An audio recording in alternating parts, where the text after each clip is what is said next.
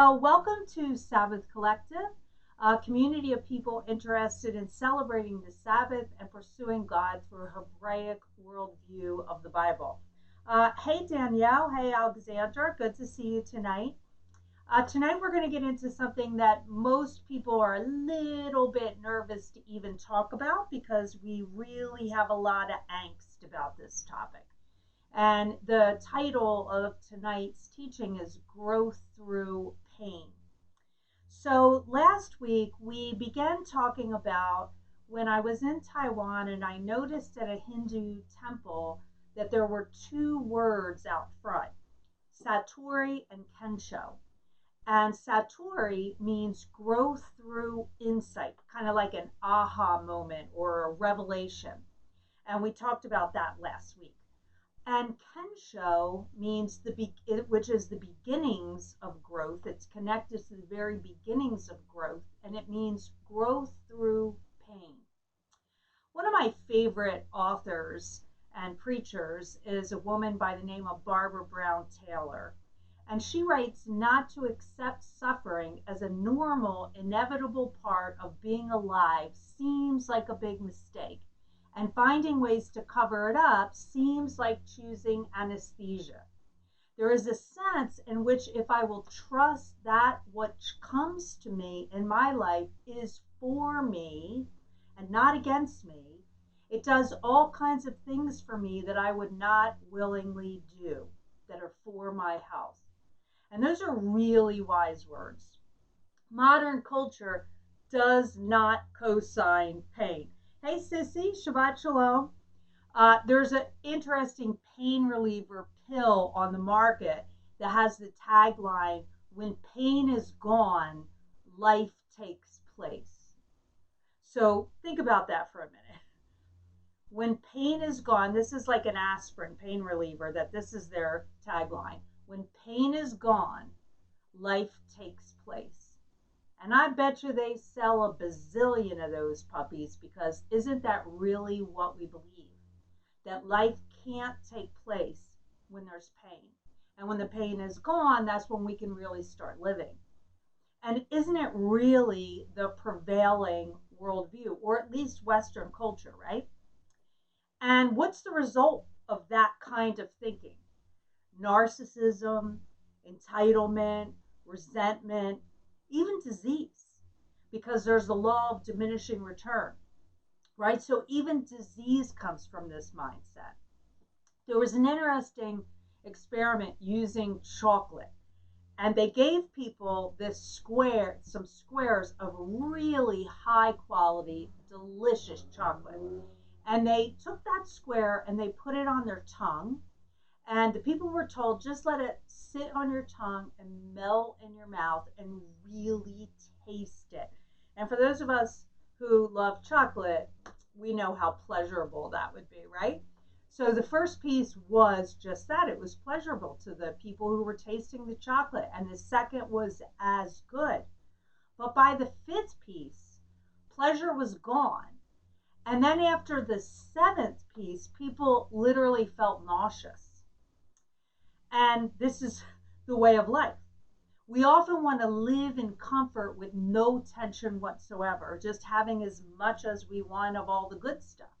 We want to avoid all pain. And this is a very Western mindset. When I was in Taiwan before, I went to, along with my family, a kind of acupressure master called Shefu. And he had some students with him that he taught, and they did these adjustments, these physical adjustments. And it was in a very small room, sort of on a street level, on a very narrow street. And what they did was they adjusted you, they twisted you into all these different positions, and they put pressure on these kind of pressure points, and it caused unbelievable pain, right? And so the Asian people who lived in Taiwan, who walked past this little street level room and saw myself and my two sons having the treatments, they all said to each other, or to my daughter-in-law, well, what are the Westerners doing here? Do you think they can take the pain? That's what the world thinks of us, right?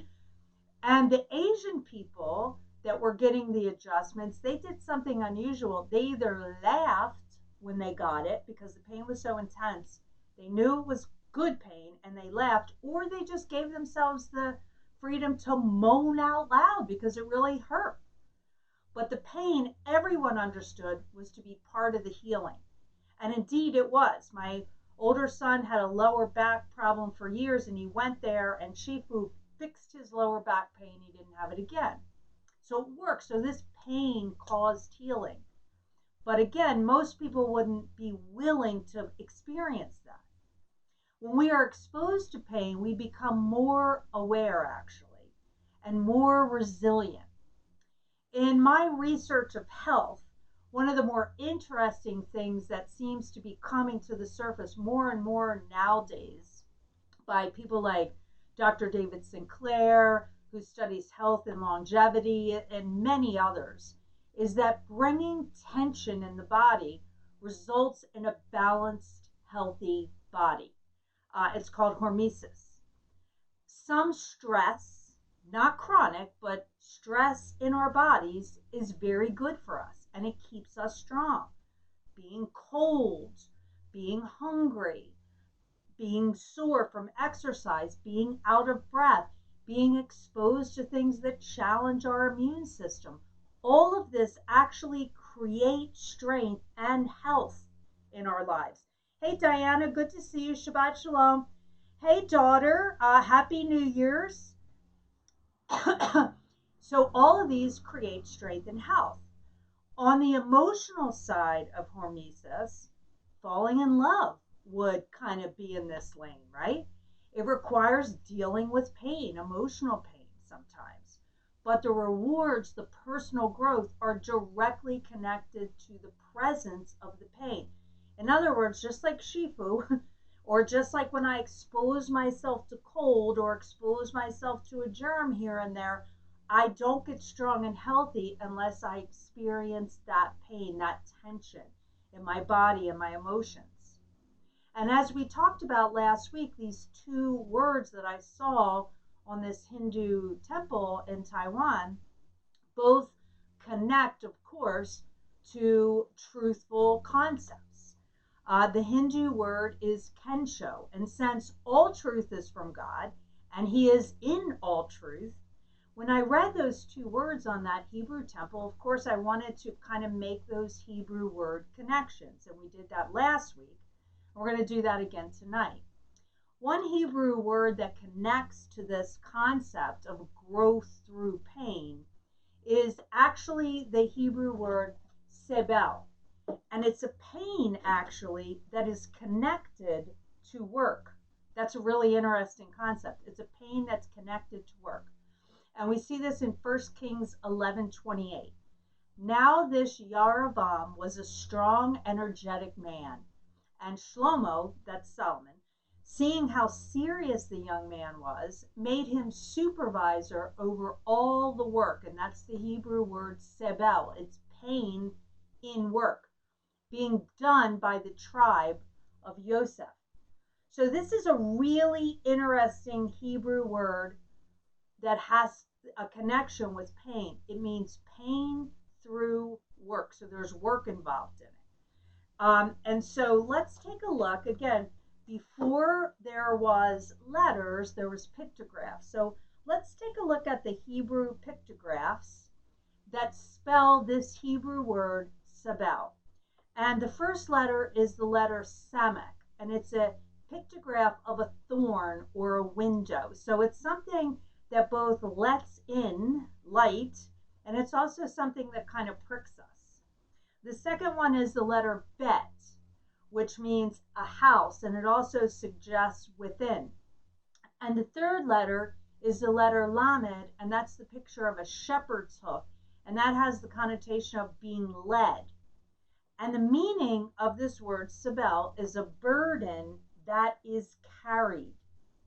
So when we think of the Hebrew concept that kind of connects with this Hindu word for kensho, it's sabel, which is a burden that has to be carried. Now, I like last week's topic, growth through insight better. How about you? So you kind of feel the same way. Growth is great. We all want growth. Yes, yes, yes to growth. But I would rather just have the insight part. But again, when I pass by it in this temple and there's a line of people waiting to get in to learn about these two things, I know that this concept, Sabel or Kensho, growth through pain, is also part of it. This work of pain that we carry is an important element to growth. And it seems to also be part of the plan. Now, let me just qualify. I'm not suggesting turning into some kind of masochist in order to learn. There's a healthy balance, there's a rhythm in carrying a pain. And hey, Glendalee, good to see you. And if Bodane is there too with you, good to see you both. Love you guys. Hey, Josh, good to have you join us. Shabbat Shalom. So again, I'm not suggesting be a masochist with this pain. There's a healthy balance. There was an ice bucket experiment that kind of shows this, where people were tested. They brought in all these people and they had them put their hands in a bucket of ice to see how long they could hold it in there. And the people who had lives with the very least amount of pain and the people who had lives with the very most amount of pain felt the ice the quickest. And why was that? Because the people that experienced the most of the pain were already over their load limit, right? And the people that never experienced pain didn't know how to deal with it. But the people with some pain and rhythms in their life did the best with the time because they knew how to relate to it in an empowering way. They knew that the pain wouldn't kill them. They understood what it was and they didn't fear the pain. So we need to know this. Hey, Phoebe, good to have you join us from Cali. Shabbat Shalom. Being uncomfortable moves us to growth. And as we talked about earlier, whether it's hormesis, which is that tension of adding a little bit of thing that makes our body work harder and get stronger, whether that's emotional, whether that's physical, no matter what it is, it can aid in our growth. But unfortunately, we usually ask disempowering questions when we go through pain. Because again, we don't like it, right? The kind of questions we ask may be, why me? And whose fault is this, that this is happening? And when we're young, when we go through pain, these questions can really be downloaded into our operating system so that when bad things happen, it's always our fault or always somebody else's fault, right? That's what we've kind of learned to do. And that's not a view in which growth can happen. And while we're talking through this, if you think of an area where you really grew and it came out of pain, let me see it in the comments section. Whether it's a friendship or a romantic relationship or a physical issue or a faith issue or whatever it is, a job, whatever it is, that you really grew directly as a result of pain. Similar to the character Orwell in C.S. Lewis's Till We Have Faces, we see so many Bible characters in their pain discover there is a kind of joy that comes through pain that is actually different than what they had planned. And we're going to look tonight at two elements in Kensho. Growth through pain. Number one, pain can be for your growth. And this is what we really need to wrap our brains around and actually say yes to. Pain can be for our growth. And number two, pain can be for the growth of others. Alexandra is saying growth through pain, any kind of athletic training. Yeah, like for triathlons or dragon boat. Alexandra does the big dragon boats, and obviously there's a lot of pain involved in the training. And obviously, I'm sure you would see, Alexandra, that actually makes you stronger, right? So that would be a great physical connection. So pain can be for our growth, and pain can be for others' growth. So let's look at kind of a case study in this. And it may be a little bit of an obscure case study, maybe not one that's not often talked about. But first, let's begin with Abraham. Abraham is chosen by Yahweh to be the father of a chosen people, God's chosen people. However, there's a bit of a mystery to this because he has no kids. So from this, we see this sort of familiar path of people trying to, quote, help God to make this come about. Now, let me just qualify quick. I'm not speaking about the kind of co-working that we do with God on this earth where we do our part and Yahweh does his part. I'm not talking about that. I'm talking about fear-based manipulation and striving. And I think everybody knows the difference of what that feels like, right? One is we're working with God and we got the mojo, we got the energy. The other is we're working and working and working and we're hitting a brick wall and we're trying to make it happen. And the two are very different. And we see this manipulation and striving very much so in Abraham and Sarah's story. So let's look at a woman named Hagar as an example of growth through pain. In Genesis 16, it tells us Hagar became Sarah's servant. And most people, a lot of people believe that Hagar came from Egypt, actually. But when Sarah was not blessed with children, she persuaded Abraham to take Hagar as his second wife. Now, Glendalee, I'm quite sure that that would be the last thing that you would think about with O'Dane, having a wife number two there, okay? Sister wives aren't something that we jive with, but for the most part, this was very prevalent in this culture. But the reason why this would never really work is not necessarily because this was something that was outside of the norm, but because it's not the way that God said. And so Sarah and Abraham both started to kind of help God and figure out, well, how would this look? So if Hagar gets pregnant, Sarah hopes that she could raise Hagar's children, and that would be the fulfillment of the promise. So Abraham took Sarah's advice. When Sarah's schemes finally began to be fulfilled, it did not bring her the intended results, as it never does, right? I remember a couple years ago, I was on the E train in New York, and you know how when you get on the train and, you know, people are in a hurry and you just want the train to get moving and the doors close, and all of a sudden the train starts moving like 2 miles an hour. You know when that happens? And you're thinking, what is going on? Let's go, let's go, let's go. And it just continues in that 2 mile an hour thing, right? And everybody's looking around and they're all antsy and they want us to get moving, but it goes on for a little bit of time. One time I saw about a 4-year-old boy, and it was obvious he was a tourist and he was with his family, and the train is going really, really slow. And the 4-year-old boy kind of walks over to the wall in the front of the car, of the train car, next to the door, and starts to push. And after a few grunts, he turns to his mom and he says, "Come on, help me push." And of course, everybody starts to laugh. But our silly efforts to make something happen when we have no clue as to how it's working are that ineffective.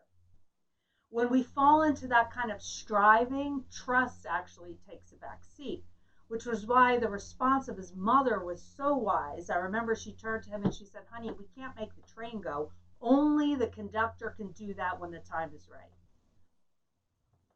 So Anita says, some of my own examples: a long-term emotionally abusive ex-relationship, parental divorce, through dance training involving not just physical but mental and emotional, another through birthing my baby girl. Those are all the gamut needs, all the gamut seen there, exactly. So this would be an example of growth through pain, all kinds of pain. And if all of us started writing about this, we would all probably look like that, right? We have emotional kinds, we have physical kinds, and usually we're kind of thankful for them all because they do get us going in a way where it's for our good. Genesis 16:4 says, Avram had sexual relations with Hagar, and she conceived.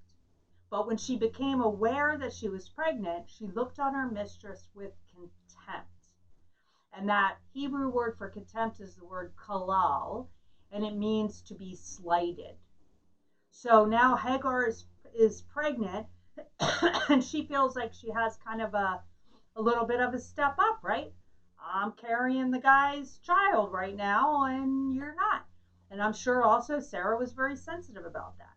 Strained relationships will always be the outcome of manipulation. Always.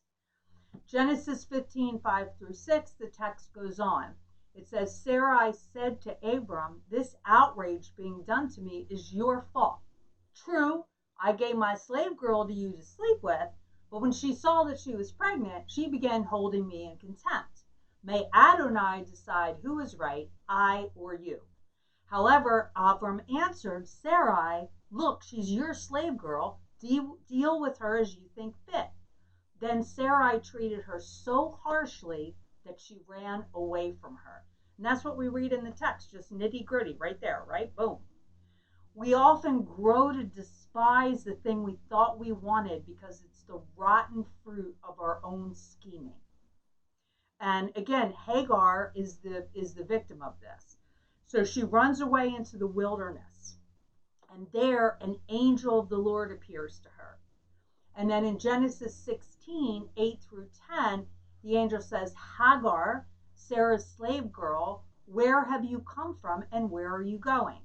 She answered, I'm running away from my mistress Sarai. The angel of Adonai said to her, go back to your mistress and submit to her authority. The angel of Adonai said to her, I will greatly increase your descendants. There will be so many that it will be impossible to count them. So let's ask ourselves this question. Why would God's angel instruct Hagar to go back into abuse? There will be growth through pain, literally and figuratively. Her own growth and the growth of others. And sometimes, although it's painful, the alternative may be worse. Like, we don't know what would happen if her as a single woman, this is very dangerous times for single women, especially single mothers, went back to Egypt. She may have been in more danger. But Hagar returns and she gives birth to Ishmael. And Sarah also, hey, Eddie, good to see you, son. Good to have you join us. Shabbat Shalom. So Sarah gives birth to a son, Isaac. And when Sarah births Isaac, Ishmael is now 14 years old when Isaac is born. And scriptures say that Ishmael mocks Isaac. I'm sure big brother stuff, right? The big brother's 14, the kid is a kid. He's 14 years older than his little brother.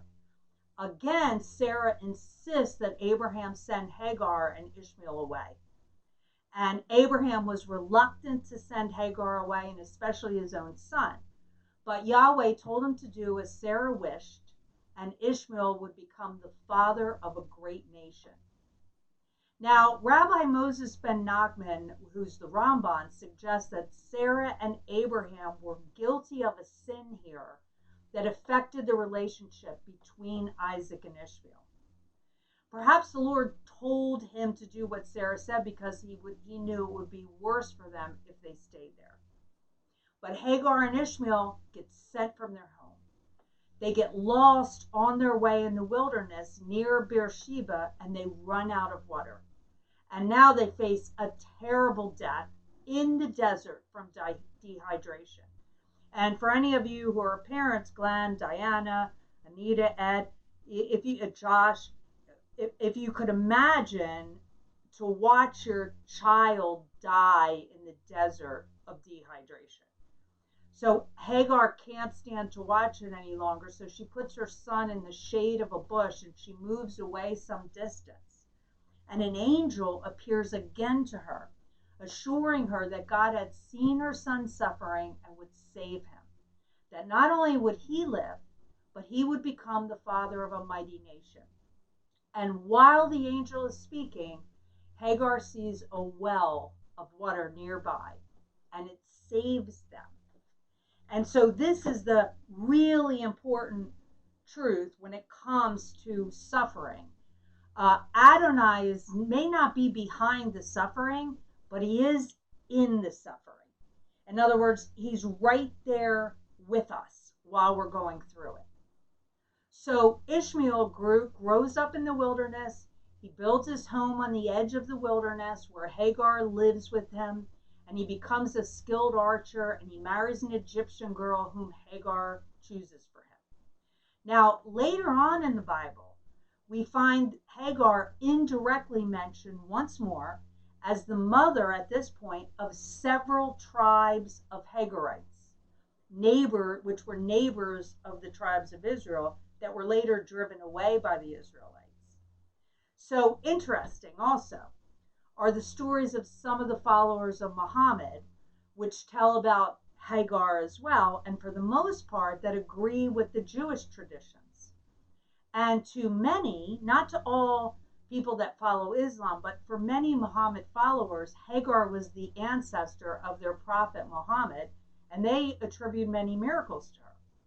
Others do not feel that Hagar was a part of that. But either way, the Bible tells us she was the mother to many generations. So let's look at the connections here, because again, we talked about that growth through pain isn't just for us, it's for others. Hagar is Egyptian. She leaves the place of slavery to a desert that seems uninhabitable. And that is a pretty crazy place to be. But the desert, the dry desert, is uninhabitable. So let's take a look at a verse here. We're going to make some connections. Genesis 21:14 says, Abraham got up early in the morning, took bread and a skin of water, and gave it to Hagar, and putting it on her shoulder, and the child then he sent her away. After leaving, she wandered in the desert, that's the Hebrew word midbar, around Beersheba. Then later, keep in mind this verse and these words, then later we see some connections. We're going to make some connections. Exodus 13:18 says, God led the people by a roundabout route through the desert, same word, midbar, by the Sea of Suf. And then in verse 34, it says, the people took their dough before it had become leavened and wrapped their kneading bowls in their clothes, same exact phrase, on their shoulders. So I want you to see these connections here. Again, in the beginning, we talked about this word, this Hebrew word that has to do with literally pain that's connected to work. Pain that's connected to work. So again, this is not for nothing. Connections are always important. Israel leaves Egypt, Hagar's homeland, and enters the desert. Hagar leaves her home, a Jewish home, and wanders around the desert. Hagar experiences a water crisis, as do the Israelites. Genesis 21:17 says, what's wrong with you, Hagar? Don't be afraid. That's the Hebrew word yareh, because God has heard the voice of the boy in this present situation. Exodus 14:13, Moshe answered the people, stop being so fearful, yareh. Remain steady, and you will see how Adonai is going to save you. Now, why are these connections so important? And how does our own personal pain that we go through move us towards being able to see these kinds of connections? Because as we talked about last week, when it comes to growth, part of being able to grow is seeing the connections, the narrative thread, right? God is telling a story through Hagar, and it's a bigger story than it is just about her. And although she is learning a great many things in her life, like trust, and she's also becoming empowered and very courageous. Her path was very courageous for a single woman, and she became a mother of many nations, many tribes. It's also connected to the larger story, which would be Abraham's descendants, which is Israel. So he's telling a story through many people throughout history. It's a story of growth through pain, a story of learning and growing in trust. And this story will grow into even a larger story as it continues through the history of the world. Each person's part really makes a difference. We have no idea why God was moving Hagar and Ishmael away, but here's what we do know. It was for their good, it was for their growing, and it was for the growing of others as well. Okay, so just like last week, we're going to use an art piece to help us to really visualize this concept, okay? So there's a piece by a Mexican artist, Jorge Mendez Blake, called The Castle. And it really makes a brilliant statement by showing the impact a single person or act can have. So if you can see this here, I think I'll probably zoom in for you a bit. There you go. Hopefully you can see that. You can see that there's this brick wall, okay? Now this is a brick wall that is 75 feet long and 13 feet high, and it's an art installment, okay? Now it may just appear as a brick wall. I hope you can see this. Right here though, it kind of goes up a little bit in the middle. In this 75 feet long and 15 feet high, it kind of goes up in the, or 13 feet high rather, it kind of goes up in the middle. And so you have to wonder when you look at it really close, which of course when people look at art, they do, hopefully they do, a closer look actually tells you what's really going on in this wall. And it's a really interesting message. And so this is what we see at the very bottom of this wall. Okay, it's a book. It's a book. And that book in the very bottom row of these bricks make a slight little curved bulge right here in this 75-foot long structure. Now, the name of this book, which is also interesting, is called The Castle, and it's written by someone named Franz Kafka. And the artist, Blake, with an architectural background and a love of books, uses Kafka's novel at the base as the disruptor, and uses it on purpose because the author of this book never intended his work to be published. It was only after his death that The Castle was published. And Blake's piece reveals the power of a single thing, in this case a book, and a metaphor for how this small thing, seemingly done in private, can have a monumental effect without the person ever even knowing it. The effect, the message, rests on the shoulders of that book. And so we can see that Hebrew concept of pain through carrying on the shoulders, right? Which makes growth, which is the message. Pain can always create the opportunity for growth. And pain can always be used for the growth of others. So how does pain promote growth? Pain interrupts. In Thanksgiving, we have a really sacred tradition in my home. I mean, really sacred. It's called the turkey croquette. And every year we make turkey croquettes. Nothing can mess with the turkey croquettes. It doesn't have to happen on Thanksgiving, and in fact, oftentimes it doesn't, but there will be turkey croquettes. So this year, I was making them in Taiwan with my son and my daughter-in-law. We're making them up, and they're coming out beautiful, and they have this really cool and different kind of oven that I'm used to. It's this kind of steam convection oven, right? So I open up the oven, I reach in, something that I've done a bazillion times, and the steam comes out and burns the mess out of my hands. And when it did, I had to stop everything. I had to stop making the croquettes, even though it was at a critical moment.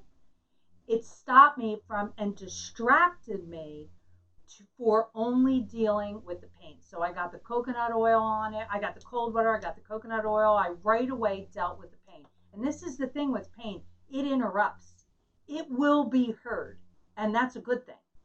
Because when we're talking about last week, when we talk about growth through insight, Sometimes we see what we need to see to grow. When we don't, pain can come, and we will see it because pain talks pretty loud. The second thing we see is pain increases mindfulness. If we're dealing with it in a healthy way, we're asking ourselves, what is happening? What am I feeling? And so it kind of connects us if we're relating to it in a healthy way, because it's work. Again, it's connected to the sense of work. We're working through it. What am I feeling? And the third is pain creates the desire for meaning. Rumi said, the wound is the place where light enters. The wound is the place where light enters.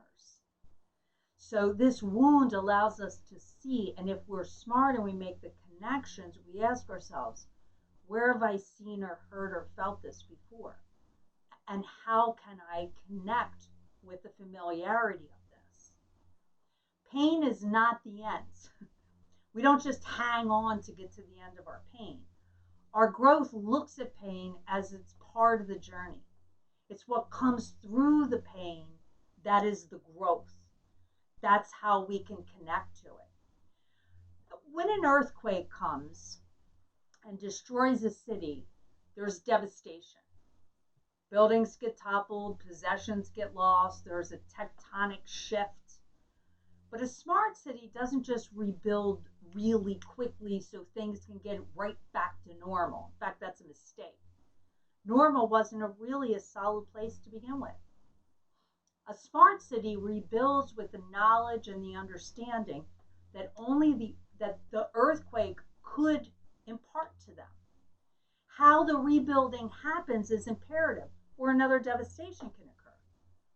We relate to our pain with a new relationship paradigm with God, with others, and even with ourselves. And there's people that have constant pain that they live with, and there's people that have situational pain that they live with. Like Anita mentioned, the unhealthy relationship and the childbirth, and even the dance too. Those were temporary. Those were temporary things that you experienced. Although the dance was probably every time you went to a dance class, but some are temporary and some are long term. But the rabbis say, receive suffering with love.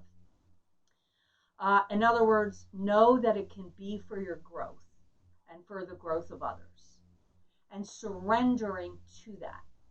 Now, surrendering is giving up your control, but it's not surrendering in the sense of where it's to an enemy, because there's resentment in that, right? It's that we somehow shape our will to coincide with what God is doing, to completely embrace the pain without denying it, without being able to understand it even. It's trust that even pain will produce growth. And if pain comes again, you'll be able to hold your hand in that bucket for longer because you know what it is, you know what it's for, and you know you can bear it. And then hopefully you'll move past.